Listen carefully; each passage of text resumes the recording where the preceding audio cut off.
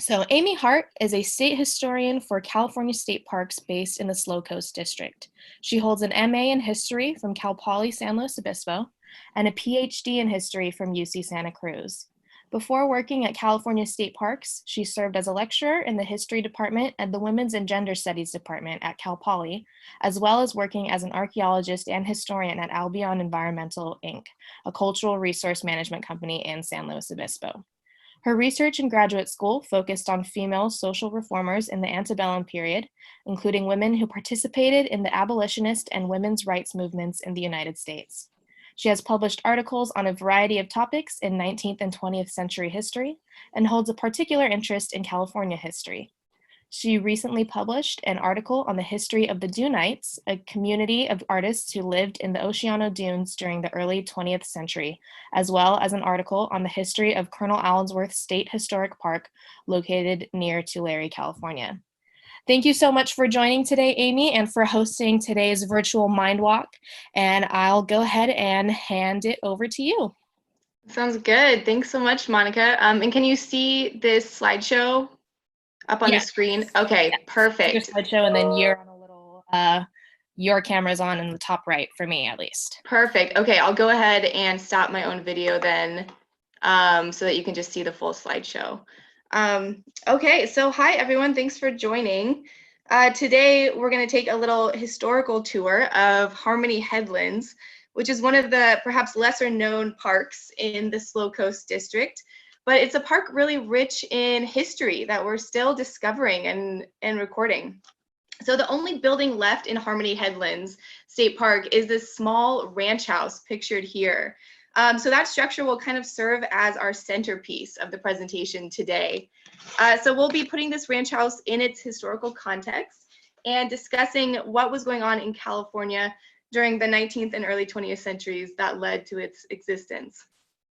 So just to kind of orient you, let's see. Let me show you where this is. Oop. Okay.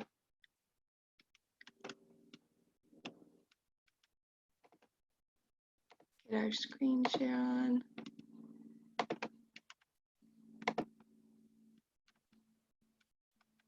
Okay. So here's the ranch house, and here is where it is in the state park. So the ranch house is located approximately a half mile inside the entrance gate to Harmony Headlands. And the ranch house might not look like much, but it offers excellent potential for interpretation, which is kind of state park language for public education about history. And that's partly because the house is directly tied to the Swiss-Italian dairy ranching period in Harmony, which is, of course, an element of local history that was really critical to the development of this region. So for a little background, a portion of Harmony Headlands State Park was once part of the Mexican-era land grant called Rancho San Geronimo. So the blue color outlined in yellow shows the sort of legal and surveyed boundary of Rancho San Geronimo. And then the red circle is approximately where the little ranch house still stands today. So this land was granted to Rafael Via Vicencio, which was later shortened to Via, in 1842. And then it was surveyed in 1867 and only legally deeded to Via Vicencio in 1876. So this was a little late for Raphael because he actually died in 1858, but the land was then proven to be legally in his possession for inheritance by his children and for future sales of the property. So the history of these ranchos and their exact acreage can be really difficult to pinpoint since they were sometimes measured using really inexact methods. And also because the acreage was often changed with each new round of bureaucratic paperwork in the Mexican and early American period. So for example, in this case, the 1855 San Geronimo property is identified as containing 9,990 acres, right, in 1855. But the 1867 survey identifies the property as containing 8,893 acres. And then the US patent records in 1876 list the property as containing 8,911 acres. So this discrepancy is really typical in rancho history. And you find these sort of inconsistencies with many ranchos. Many of you might already know this, but following the passage of the California Land Act of 1851, right? So right after the United States gains control of California, they passed the California Land Act. And that required rancho owners, or rancheros, as they were called, to prove their legal ownership over their property. And this required actually determining their exact property boundaries, even though initially they were offered relatively vague land grants, like 2 leagues of land or something like that, which would be approximately, 4,420 acres, right? These leagues. But it's not an exact measurement. So property boundaries were disputed in American courts, and these cases often went on for years. And so to pay for legal fees, many owners would subdivide their land and sell off parts of it, even through kind of unofficial deals, right? So that could very well be what happened here. So the sort of very unclear and ever-changing acreage of ranchos is pretty typical in all rancho records. Another way that this rancho is really typical is that it was granted to a descendant of a Spanish-era soldier. So when the missions were secularized in the 1830s, which means that they transitioned from church-owned land to private property, the original goal of the Mexican government was to give those lands back to the Native Americans. But for a series of reasons, that just did not end up happening. And the vast majority of people who were granted these lands were friends of government officials and individuals who had worked at the mission as soldiers. And we see this here as well. So Rafael Via Vicencio's mother was Maria Serafina Espinosa, and she was born at Mission Dolores in 1781 in San Francisco. So in her birth records at Mission Dolores, her father is listed as a mission soldier. And we can see that circled in the red. So just to add some larger historical context, it's really interesting to note that her ethnicity, also circled in the red, is listed as raison, which likely referred to her status as a person of reason, right? So that was a term commonly used in Spanish California to denote Christians or people who lived a cultured life in a mission. So this term was used to differentiate supposedly cultured people from the supposedly uncultured Native Americans who still lived outside of the missions and had not been converted to Christianity. Now, people might assume today that this classification was determined by race, right? And maybe that white-looking Europeans were deemed people of reason, while darker-skinned Native Americans were not. But this classification is actually much more complex than modern understandings of race, and it did not exclude mixed-race persons. In fact, mixed-race people, or mestizos, as they were called, who were born in present-day Mexico, they made up the majority of mission and presidio soldiers in Spanish California. And we know from Spanish census records from 1790 that the Espinosa family was considered mestizo. So a person could have indigenous ancestry and also be a person of reason because of their tie to Spanish culture and their life at the mission. So that's Via Vicencio's mother's side, right? It comes from a Spanish-era soldier. And on Rafael Villavicencio's father's side, his grandfather, Rafael de Jesus Villavicencio, was a soldier in the Portola expedition, which was the Spanish expedition in 1769 that explored the California coastline and then led to the founding of the missions, right? So this family really has ties going far back into early Spanish history in California, right? So this is a little timeline family tree for Villavicencio. So this family had worked and lived in the mission and with the Spanish government, and then they were granted a land grant during the secularization period, right? And as I mentioned, this is all very typical of land grants. So land grants along the California coastline typically included thousands or even tens of thousands of acres, and they were largely used for raising cattle for the hide and tallow trades, right? So here we see just a very typical rancho in many respects. And these ranchos existed in California from, you see them in the secularization period of the 1830s, really until the 1860s.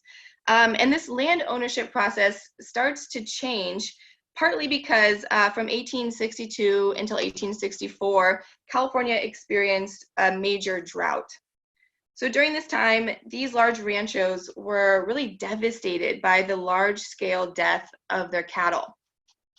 And at this time, many of the rancho owners who had owned their large plots of land since even before the U.S.-Mexico War of 1846 to 1848, they were now forced to sell their land to the newly arriving immigrants in the area, right? So as we already discussed, some people had been slowly selling off parts of their large land grants over the years, but in the 1860s, we start to see real financial hardship and then more rapid sale of these properties. And in the Harmony region, settlers came in and started dairy farms on these properties. So we start to see the influx of these new kind of Jersey dairy cattle, right? Cows for dairying. So some of these settlers come from the East Coast, but over time, more and more were Swiss Italian immigrants. And eventually, this turn of events would make this area a leading producer of dairy products by the late 19th century. So we start to see the subdivision and transfer of legal ownership of this area. And some of the names of the subsequent owners of the San Geronimo Rancho, you can see on this 1874 map. Right, so we see names like Burnett or Blackburn, for example, Miguel, right, sort of all around this area. Records show that this portion of the rancho that we're concerned with today came under the ownership of a man named Robert Logan by 1874, right? That's when this map was made. Even though, remember, it is still being legally surveyed and patented to Via Vicencio at this time, right? It still hasn't been legally patented to him yet. And this is also very typical. Often these ranchos were finally deeded to their original owners years after the owner's death and after the land had already been drastically altered and sold in smaller plots, right? And that's exactly what happened here. But why would we even be spending so much time talking about this rancho when this earlier map showed the current house, the ranch house, is located just outside the rancho? So let's take a closer look at it. It looks like the area where the ranch house sits today is just on the edge of Rancho San Geronimo, in an area mostly made up of what were called public lands, right? So lands not granted to an individual as a land grant. And this is where historical records can get really convoluted once again. So this particular area is labeled public lands on historical maps, but it's sometimes mentioned in newspapers and other historical records of the time as part of Rancho San Geronimo.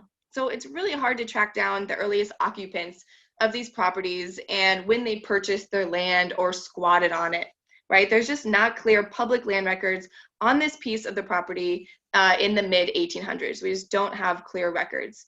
And so Robert Logan may have squatted on the property or bought the land from a previous squatter on the property, right? And that is all relatively common during the period of transition from Mexican to American rule of California, right? So we see multiple squatters. They might not have clear legal records of ownership, or that record of ownership might be recorded when you're two squatters later, right? So much years later on. So however he obtained this land, we do see him using it as one of these early dairy farms, right, after this drought period. So records indicate that Robert Logan was a very successful dairy farmer, right? We see Logan was born around 1812 in Vermont, so he was from the East Coast, and he gradually moved west and made it to California sometime after 1860. That's where the census records place him. And he bought multiple properties along the Central Coast, from San Luis Obispo to San Simeon.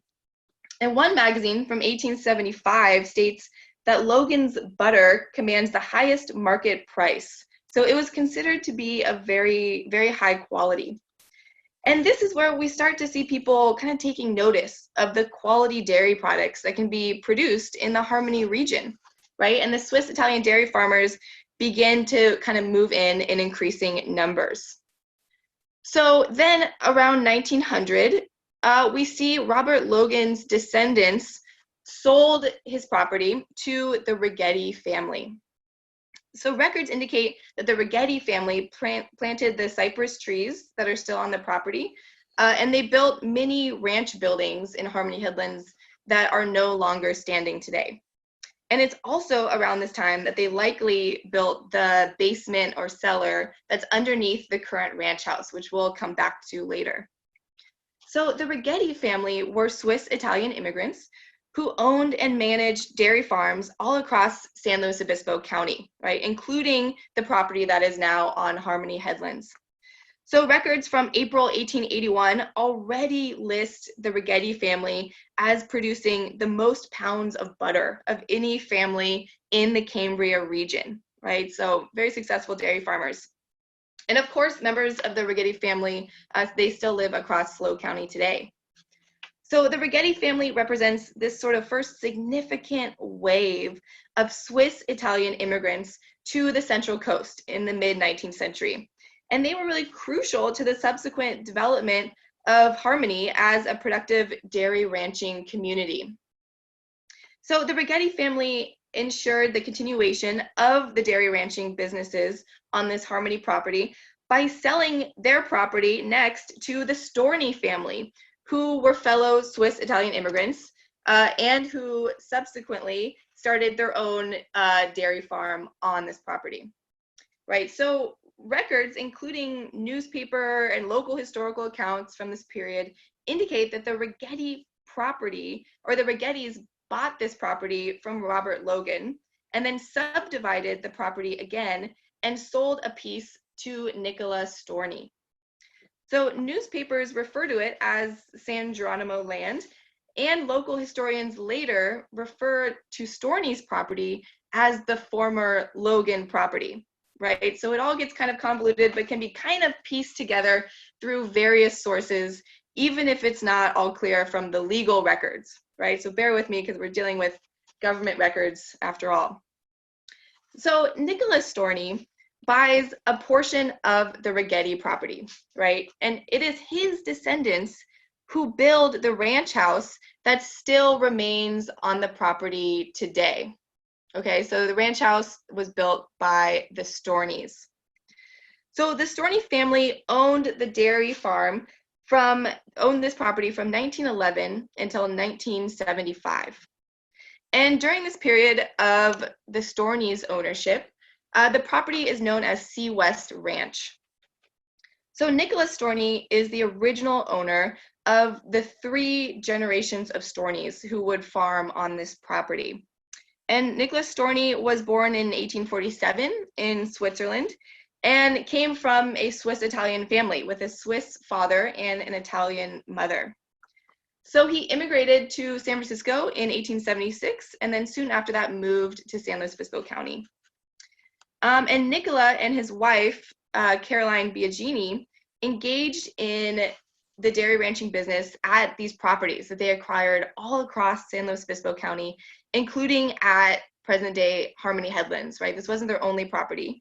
And then they would retire into the town of San Luis Obispo in 1915 and leave the dairy business to their children, right? The next generation, which includes Armando Storni, and then the 3rd generation includes Jane and Fred Storni. So we learned from local historians of the period that Nicholas Storni was a really prominent figure in the local community.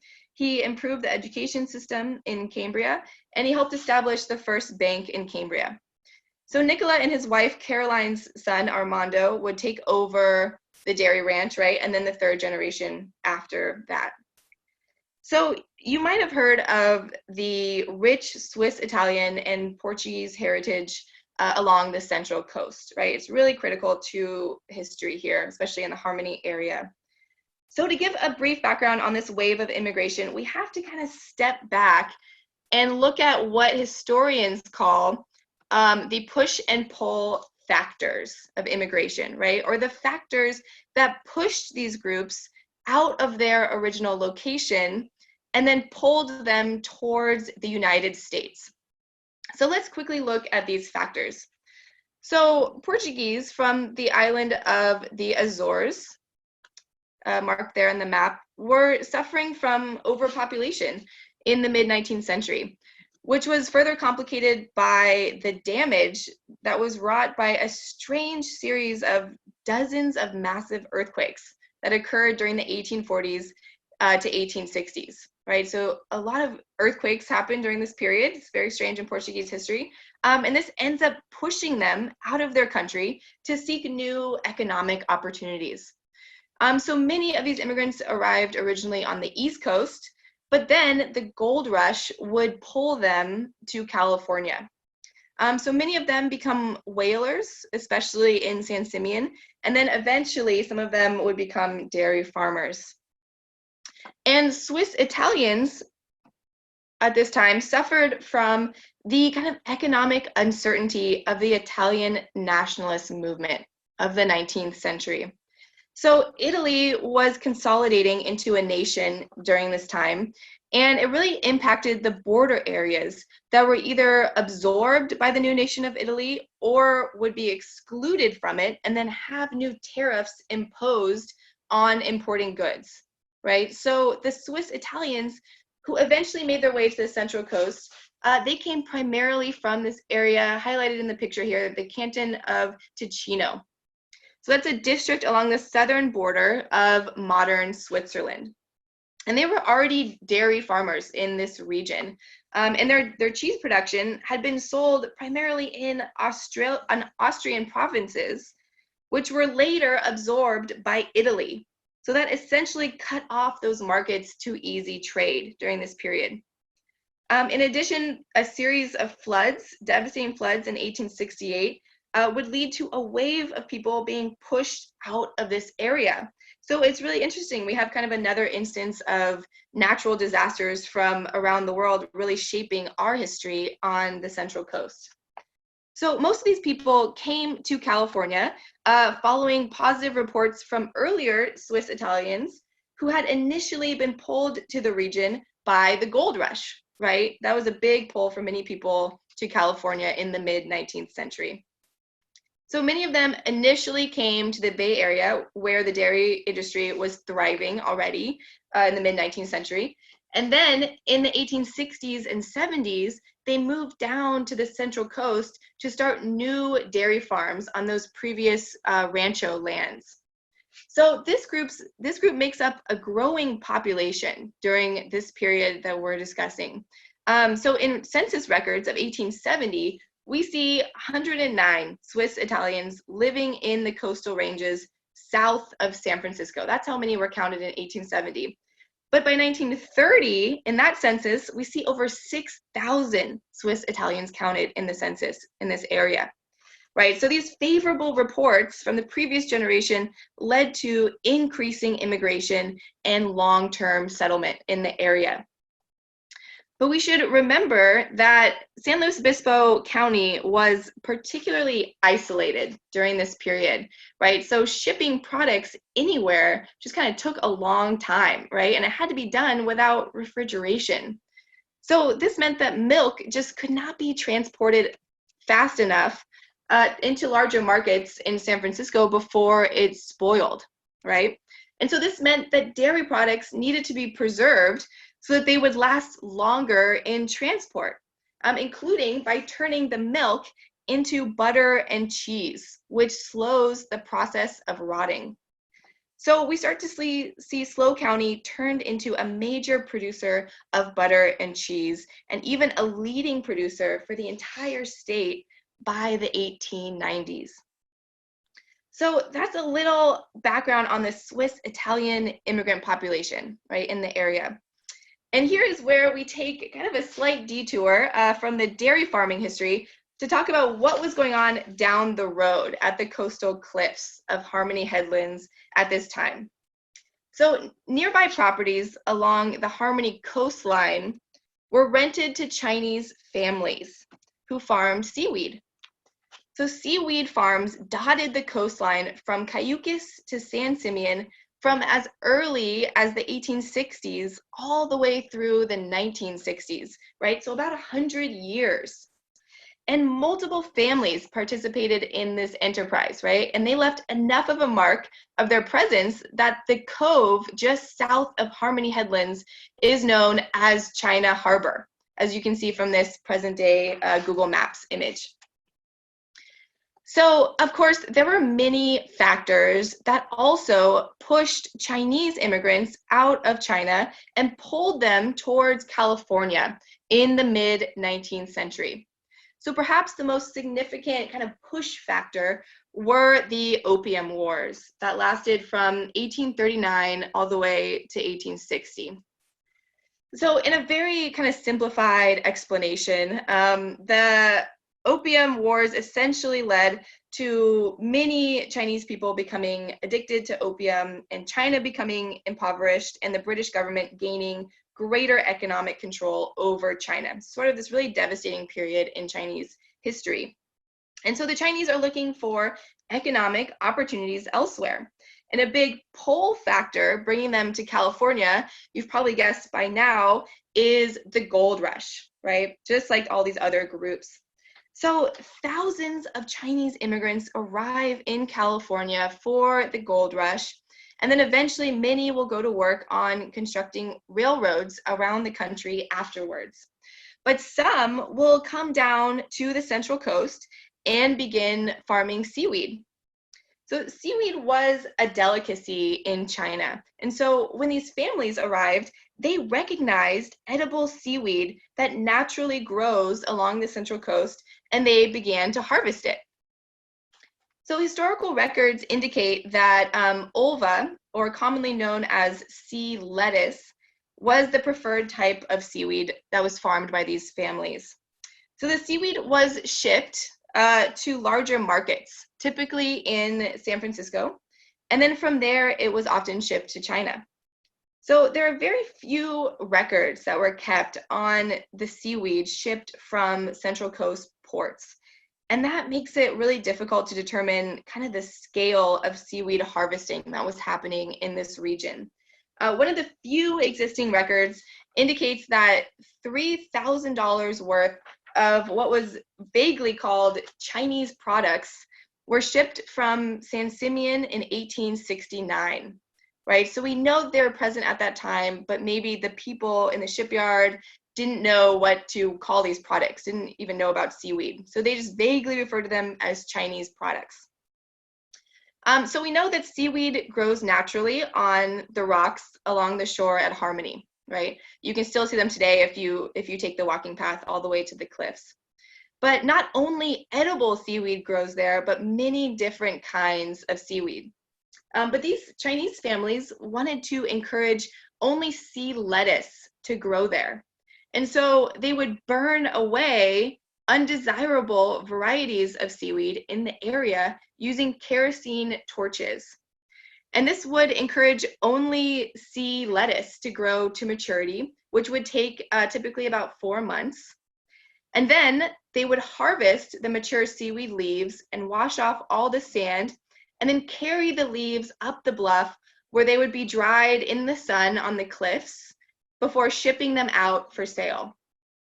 So we've been told from interviews with the Storney family that at least 6 Chinese camps, or kind of separate residential groups, lived along the coastline from Cayucos to Cambria harvesting seaweed.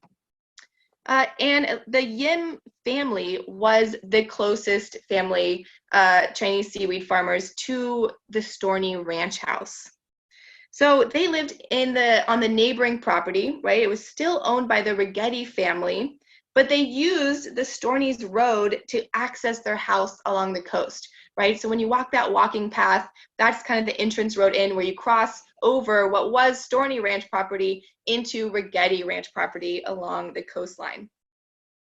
So census records from 1930 record the presence of Yu Yim in the area, who is identified as a 37-year-old who was born in China and who rented property in the Moro Township, right? So we know he's renting this property. And Yu Yim's wife, 4 children, and 3 boarders, or kind of laborers, are listed as all residing in this property in the census. So Yim's family also all record their immigration date to the United States as 1920, right? So we know they arrived in the early 20th century. And we know that the Storney family was introduced to seaweed by their neighbors, and they subsequently developed ways to incorporate the food into their own diets, right? So as one local historian, Geneva Hamilton, wrote, quote, Mrs. Storney spoke highly of sea lettuces as a food which her family and others of Cambria enjoyed by toasting in the oven until crisp, and then eating as a condiment, soup additive, or ingredient with other combined foods. The fresh leaves were sometimes added to salads. Others of the community recall that the weed was used extensively as a food supplement in the early days when drought caused a scarcity of other foods. So all of this activity is happening along the coast, right? While dairy farming continues to happen inland. Okay, so let's get back to the ranch house for a bit. So we know that this ranch house was built in 1948 for Fred and Laverne Storney, who had just married at that time. So they wanted a house to live in on Fred's family's property, and so they had this small ranch house built for them. So Fred was Armando Storney's son, and he managed the dairy farm and also worked as a seasonal farmhand at Hearst Ranch from 1942 to 1947. And he recalls in interviews going up to go see the movies at Hearst's home theater at Hearst Castle. So he joins many other residents of Harmony and Cayucas in Cambria who were employed by William Randolph Hearst while he resided at San Simeon. So according to Fred Storney, the ranch house was constructed on top of the site of a former building that's no longer there anymore. So this former building that had been there had served as an old shed or a bunkhouse or a blacksmith shop, according to Fred Storney, right? So the previous structure had served a few different purposes, and it had had a stone-walled basement or cellar underneath it, right? So we know that the basement predates the more modern house that is now there on top of it. And the basement was probably built by the Righettis or even earlier. So the basement was reportedly used as a wine cellar and winemaking cave by Armando Storney. And it was also likely used to hang and age sausage and cheese in kind of a cool environment. And these activities were all very commonplace in the Swiss Italian culture, right? And according to Fred Storney, the wine was given to dairy ranch employees, primarily fellow Swiss Italian immigrants. So this was probably continuing on even during Prohibition. And this leads us to another really interesting historical context, because 2020 marks the 100-year anniversary of the start of enforcement of Prohibition, right? It happened 100 years ago this year. So this is a really good time to reflect on this time period in SLO County and how it would have kind of affected the European immigrant populations like the Swiss Italians. So for these farmers, wine had been a part of their upbringing and of their culture, right? So when Prohibition passed into law, it was really shocking to them that wine would be included in that law and treated just the same way as hard alcohol and spirits. right? Because how could this natural product that they had grown up with and had with their parents at the dinner table be considered dangerous and subversive? But they adjusted to this new reality, and luckily the exclusions to the Prohibition law kind of made workarounds relatively easy. So for example, under Prohibition, owning and drinking alcohol was not illegal, only manufacturing and selling it, right? So buying wine was not illegal for the consumer, only for the seller. And you could legally store alcohol in your own home, right? So in fact, we see many people bought out their liquor stores and their wineries during that first year after Prohibition had passed into law and before it was enforced. So they knew it was coming, and they knew it would be legal to own alcohol in their home still after it became law, but it wouldn't be legal to buy it anymore. And so many people just bought out their wine shops and their liquor stores, right? And this even includes those elected officials who had to enforce Prohibition. So, for example, after taking office in March 1921, right, just the year after Prohibition took effect, President Warren G. Harding had $1,800 worth of personal liquor transferred to his living quarters at the White House, right? So even he had liquor that he was drinking in his own home. And even during Prohibition, there were many exceptions to the law. So for example, doctors could write prescriptions for alcohol for their patients who suffered from headaches, for example, or from other ailments that apparently you need alcohol to solve. So you could have a doctor write you a prescription for liquor during Prohibition. In addition, there were 2 legal exceptions specifically made for wine under Prohibition law. So first, wine could be made for religious purposes like communion. And we actually see a lot of religious orders, monks continuing to make wine legally during the Prohibition period. And then second, small amounts of homemade wine could be made for personal consumption. So in your own home, you could make up to 200 gallons of wine per year for your own use. So if you knew how to make wine from fresh grapes, you could do so legally in your own home. And that worked well for these Swiss Italian immigrants, right? Because they had experience making wine.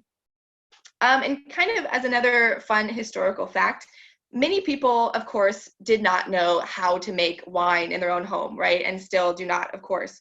So as a way to help people out, wineries who were losing a lot of money during Prohibition had to get creative about selling their product during this time. So one way that I find really fascinating that they did this was to sell what came to be called wine bricks, right? But they're labeled as grape bricks. So a wine brick was a brick of concentrated grape juice, which was completely legal to produce, and consumers could dissolve it in water to make liquid grape juice.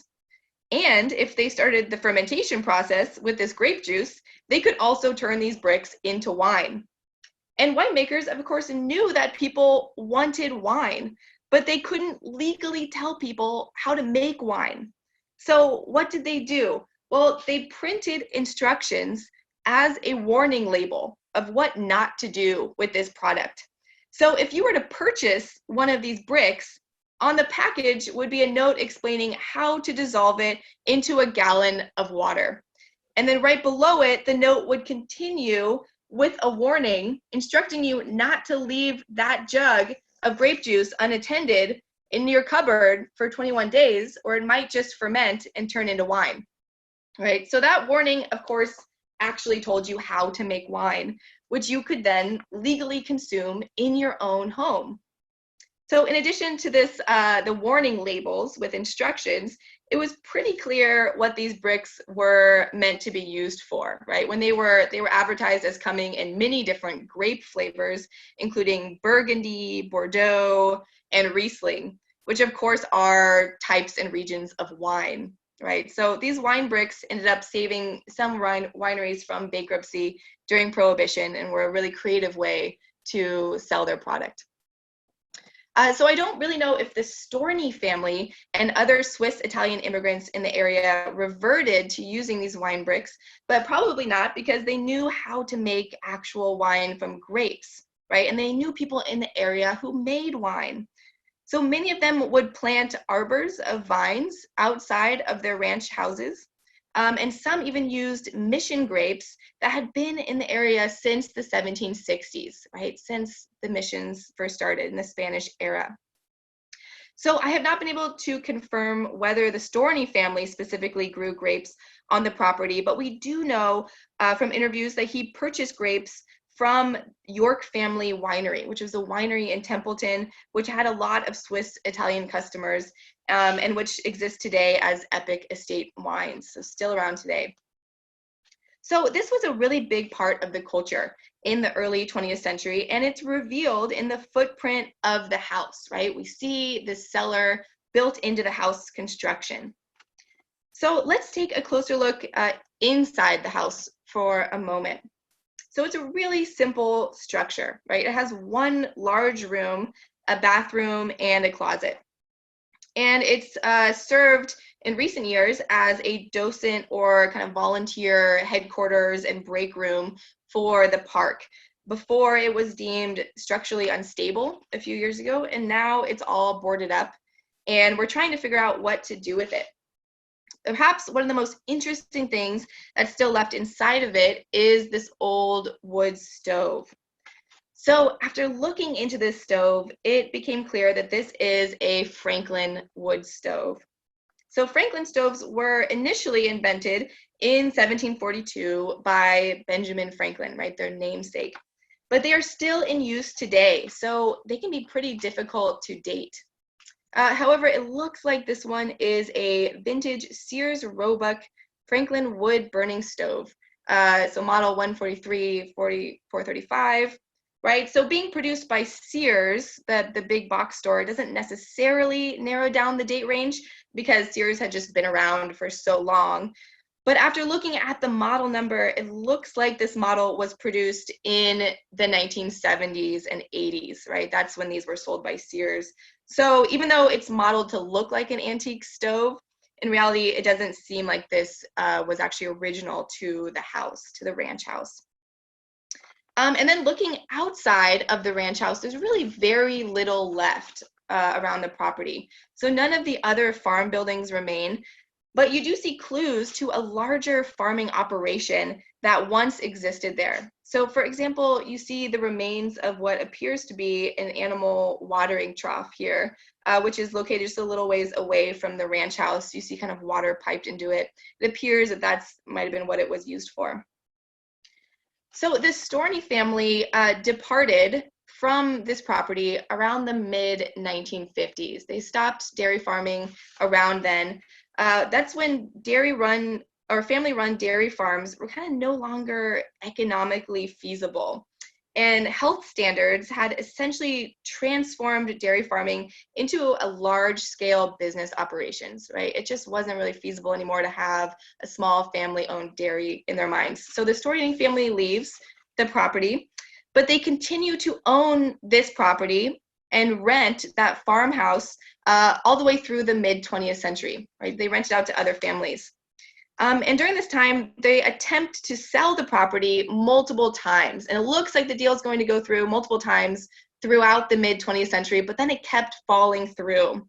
Buyers kept defaulting multiple times on them. And then finally, in 1975, the property was sold to Ormsby Consolidated, which was a development group that meant to subdivide the land and develop it and sell it for houses or commercial businesses. But they were never able, obviously, to develop this land. And so then in 2003, it was bought by the American Land Conservancy, who then sold it to State Parks. So that's when State Parks gets ownership over Harmony Headlands. And that really brings us to kind of the present day when we're considering the many possibilities for using this building, right, or the cellar that's below it as an educational opportunity for park visitors. And the property really offers so many possibilities for providing education on many different aspects of the Central Coast, right? Dairy farming history, the Swiss-Italian immigrant history, as well as the Chinese immigrant history. And what I think is really fascinating about kind of this story of Harmony Headlands is that to understand its history, you have to also understand the history of, say, earthquakes in the Azores, right? Or floods in Switzerland, or the opium trade in China, right? It's really interesting. So this park can kind of serve as a gateway or maybe a window to understanding not just the history of the Central Coast, but the history of the larger world and how it impacts all of us.